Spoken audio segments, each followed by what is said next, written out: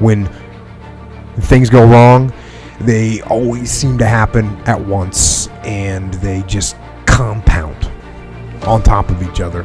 And it's pretty easy sometimes to feel beaten when you're faced with all those issues and all those problems, and they all hit you at the same time. But let me tell you, that doesn't mean give up. In fact, it means the opposite. It means it's time for you to fight harder, to dig in. It means it's time for you to go on the warpath.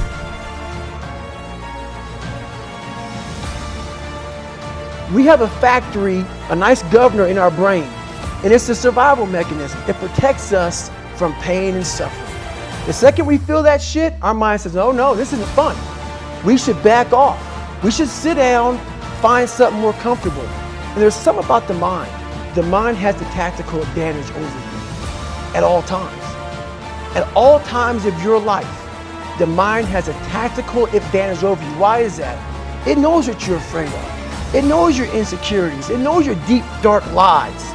And it starts to push you away from that shit. It pushes you in a direction that is comfortable.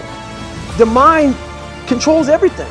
So what I realized was that when I was growing up and I was 300 pounds and I got all fat and I got all insecure, I realized that my mind kept taking me in this direction. When things got uncomfortable for me, when I was facing my insecurities, I was facing my fears, my mind said, oh no, we have the tactical advantage. We need to get you, separate you from this feeling over here. Life's all about feelings. We want the happy feeling. We don't want that feeling of this sucks. Why am I here? And you don't have any, so you can't answer those questions, so you leave. I started realizing that if in that moment you can answer those fucked up questions and you are now in charge of your brain versus your brain ruling you, that's where all that stuff comes from. So the 40% rule is all of that. You get to 40%, your brain says, we're done. Let's roll, man. This is starting to get painful. This is uncomfortable. So you sit down. You have to figure out ways, and everybody's different. That's how the book kind of talks about, like we all have these things about, 5 steps to this and 4 steps to this. It's a lot more than that. That's all bullshit. It's a practice that you have to, it's a habit. So if you know that at 40%, I'm feeling pain. At 40% I'm feeling pain. That's where the 40% rule kicks in. Now it starts. Okay, I'm feeling pain. My mind's saying all this shit to me. It's saying, get out of here, run, flee. The fight or flight kicks in. Okay, we're done, we're not good enough. It starts telling you all these things. You start to believe it because the mind controls all. This is the time where you have to gain control back of your mind. and say, okay, let me see if I can go 45%. And once you start giving yourself more and more hope and start realizing, okay, the mind starts to be, okay, what are you doing? We're supposed to be going right and you're going left. You start then controlling your mind.